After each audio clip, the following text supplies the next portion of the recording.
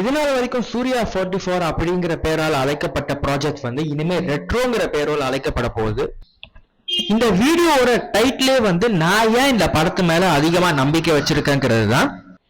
தலைவனோட முந்தைய படம் கங்குவா மிகப்பெரிய டிசாஸ்டர் அண்ட் பல வருஷமா ஓடிடில மட்டும்தான் அவர் வந்து ஃபார்மா இருக்காரு. தியேட்டர்ல வந்து அவருக்கு வந்து ப்ராப்பரா ஒரு ஹிட் கிடைச்சு பல வருஷம் ஆச்சு.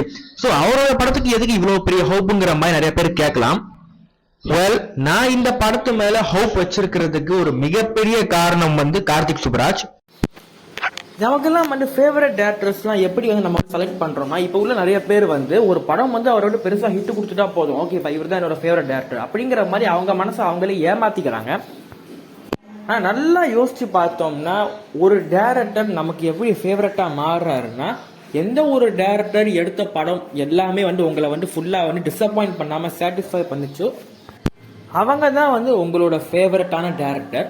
அப்படி பார்த்தோம்னா இது வரைக்கும் என்ன வந்து டிசப்பாயிண்டே பண்ணாத 2 டேரக்டர்ஸ் யாருன்னு பார்த்தோம்னா, ஒன்னு வந்து விக்ரம் கே குமார், இந்த 24 யாவரும் நல்லவங்க எடுத்தாருல அவர் தான் நான் சொல்றேன். இன்னொருத்தர் யாருன்னு பார்த்தோம்னா அதான் கார்த்திக் சுப்ராஜ். நான் பார்த்த படங்களை திரும்பி பார்த்தோம்னா கார்த்திக் சுப்ராஜ் எடுத்த எந்த படங்களுமே வந்து என்ன டிசப்பாயிண்ட் பண்ணல. நிறைய பேர் வந்து ஜெகமே தந்திரத்தை வந்து ட்ராவல் பண்ணுவாங்க, ஆனா எனக்கு வந்து அந்த படம் வந்து ஒர்க் அவுட் தான் ஆச்சு.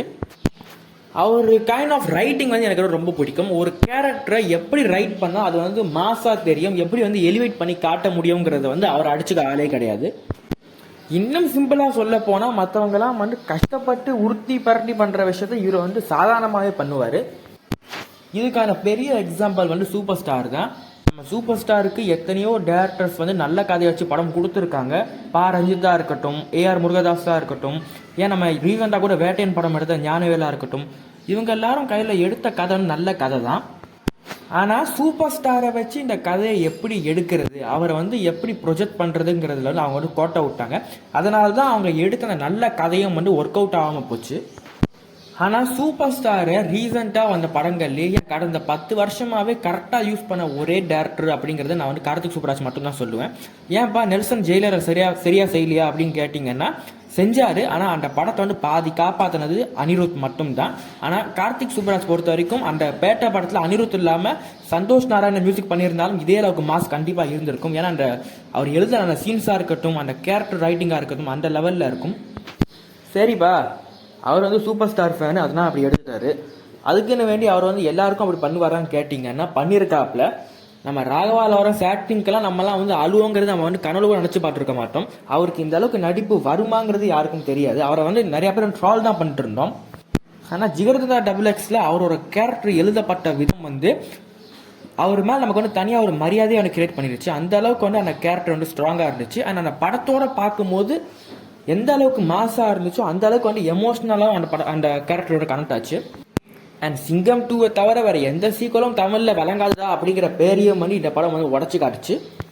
இது இல்லாமல் நம்ம சியான் வந்து அவரோட பொட்டன்ஷியலுக்கு அவர் வந்து என்னென்னமோ அவர் வந்து பண்ணிட்டாரு. அவர் வந்து சினிமாக்காக பண்ணாத விஷயமே கிடையாது. அப்படி இருந்தும் அவர் வந்து சரியாக வந்து எந்த டேரக்டரும் வந்து யூஸ் பண்ணல. அப்படி யூஸ் பண்ணாலும் வந்து அதை வந்து ஆடியன்ஸ்னால் வந்து அந்தளவுக்கு வந்து ரசிக்க முடியல. ஆனால் நம்ம சியானை இந்த அளவுக்கு கெத்தாக எந்த டேரக்டரும் காட்டினதே கிடையாது.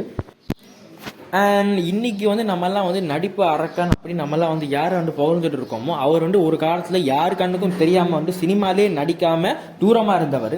அவரை திரும்பி கூப்பிட்டு வந்து இந்த அளவுக்கு அவர் பெரிய பர்ஃபார்மர் நமக்கெல்லாம் காட்டினதே வந்து கார்த்திக் சுப்ராஜ் தான். அது வேறு யாரும் கிடையாது, எஸ்கே சூர்யா தான். ஸோ இத்தனை பேருக்கு இவ்வளோ சம்பவங்கள் பண்ண ஒரு சம்பவக்காரர் வந்து சூர்யா மாதிரி இன்னொரு சம்பவக்காரரோட சேரும் போது அந்த சம்பவம் எப்படி இருக்குங்கிறத நீங்கள் இமேஜின் பண்ணி பார்த்துக்கோங்க.